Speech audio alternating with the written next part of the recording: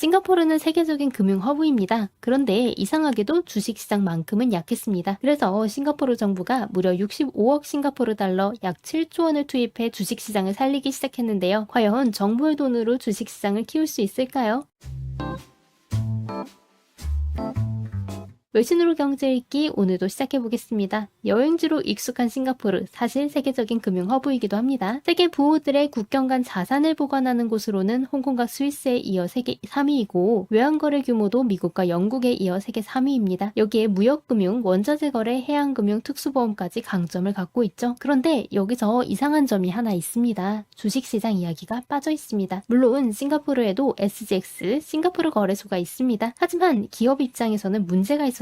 싱가포르에 상장해도 기업 가치를 제대로 인정받기 어렵고 거래량도 충분하지 않았습니다. 그러다 보니 낮은 기업 가치로 인한 기업의 상장 기피 그리고 거래량 감소 악순환에 따른 다시 낮은 기업 가치의 고리가 존재했습니다. 실제로 싱가포르에서 성장한 기업들도 자국 시장보다 뉴욕을 선택했습니다. 대표적인 사례가 C그룹입니다. 시가총액이 약 800억 달러에 달하는 대형 기업이지만 싱가포르가 아니라 뉴욕에 상장했습니다. 싱가포르가 동남아시아의 금융의 관문이라고 불리지만 실제 SGX에 상장한 역내 기업은 70여 곳에 불과합니다. 그런데 최근 이 흐름에 변화가 나타났습니다. 싱가포르 대표 지수인 STI가 2024년부터 가파르게 상승하기 시작한 겁니다. 2020년 초를 100으로 놓으면 현재 STI는 약 155 수준까지 올라왔습니다. 특히 싱가포르의 은행들을 중심으로 기업 이익이 증가했고 투자자들이 싱가포르 기업에 부여하는 가치도 높아졌습니다. 2014년 초부터의 STI 상승률은 약 75%에 달했습니다. 그렇다면 질문이 생깁니다. 왜 갑자기 싱가포르 증시가 살아난 걸까요? 핵심은 바로 정부의 적극적인 개입입니다. 싱가포르 주식시장의 개혁을 이끌고 있는 곳은 싱가포르 통화청 MAS입니다. 그런데 한국이나 일본과 비교하면 방식이 상당히 다릅니다. 상장 기준을 강화하는 채찍보다는 기업이 싱가포르에 상장하도록 만드는 당근을 선택했습니다. SGX에 새로 상장하는 기업에 법인세 환급 혜택을 제공하고 미국 나스닥과 공동 상장을 위한 브릿지 프로그램도 만들었습니다. 상장 요건도 일부 완화했습니다.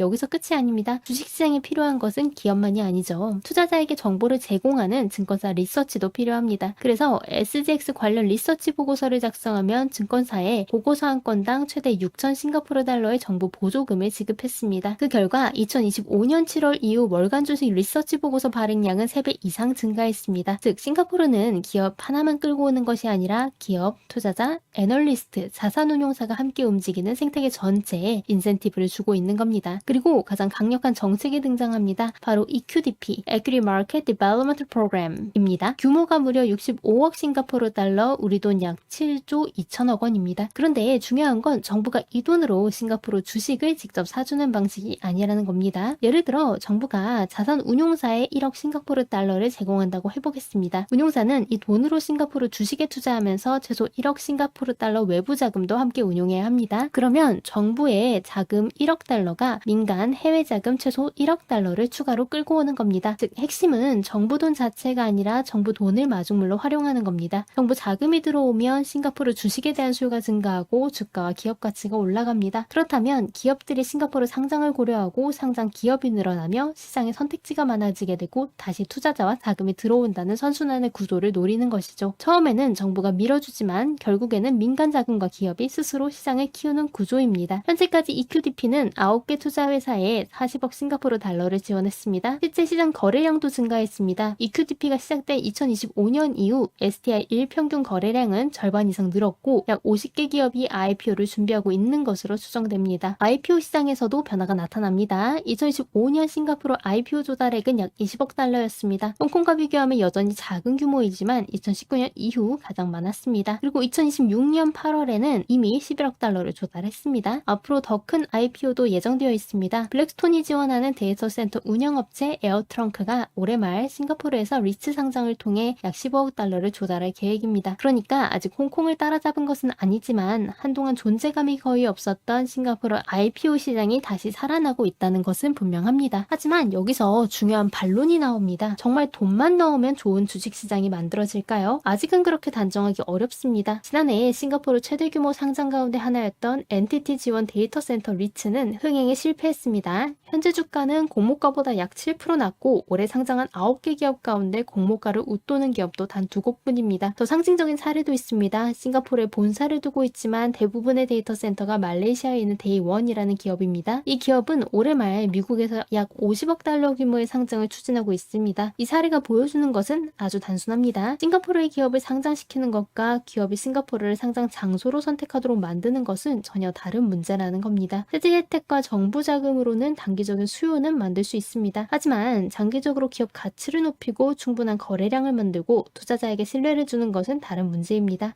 결국 주식시장은 정부가 만들어주는 상품이 아니라 기업과 투자자가 함께 만드는 시장이기 때문입니다. 그런데 싱가포르 정부에는 또 하나의 카드가 있습니다. 바로 CPF 중앙적립기금입니다. 싱가포르의 CPF는 약 5천억 달러 규모의 의무연금 제도입니다. 현재 이 자금의 대부분은 정부 채권 등에 투자되고 있는데요. 2018년부터는 자산을 주식과 채권 사이에서 자동으로 조정하는 자발적 라이프 사이클 상품이 도입될 예정입니다. 만약 이 거대한 연금 자금이 싱가포르 국내 주식으로 흘러들어온다면 어떨까요? 추정치에 따르면 싱가포르 주식시장으로 유입될 수 있는 자금이 연간 60억 싱가포르 달러에 이를 가능성도 있습니다. 이 정도면 EQDP의 1년 지원 규모와 맞먹는 수준입니다. 즉 싱가포르 정부의 전략은 단순히 해외 기업을 데려오는 것이 아닙니다. 해외 자본을 끌어오고 국내 연금 자금을 시장에 유입시키고 이 둘을 결합해 주식시장 자체의 규모를 키우려는 전략입니다. 정리해보겠습니다. 싱가포르는 외환, 무역금융, 원자재, 해양금융에서는 세계적인 금융 허브입니다. 하지만 주식시장에서는 오랫동안 기업 가치와 유동성이라는 약점을 안고 있었습니다. 그래서 지금은 세제 혜택, 상장 지원, 리서치 보조금 65억 싱가포르 달러 규모의 EQDP, 그리고 앞으로 CPF 자금까지 동원해 시장의 선순환을 만들려고 하고 있습니다. 하지만 결국 중요한 건 하나입니다. 정부 지원 없이도 기업과 투자자가 계속 찾아오는 시장을 만들 수 있느냐. 싱가포르의 실험이 단순한 주가 부양책으로 끝날지 진짜 금융시장 개혁으로 이어질지는 아직 지켜봐야 합니다. 그리고 이 문제는 한국에도 꽤 중요한 질문을 던집니다. 정부가 주식시장에 돈을 넣는 것과 시장의 체질을 바꾸는 것은 과연 같은 이야기일까요? 한국의 유사한 주식시장 부흥 정책이 떠오르기도 합니다. 어려운 해외 경제와 투자 이슈 그리고 복잡한 숫자를 중요한 부분만 쉽게 풀어서 정리해드립니다. 앞으로도 외신에서 다루는 글로벌 경제 이야기를 확인하고 싶으시다면 구독해주세요. 저는 다음 영상에서 또 새로운 이야기로 돌아오겠습니다. 감사합니다.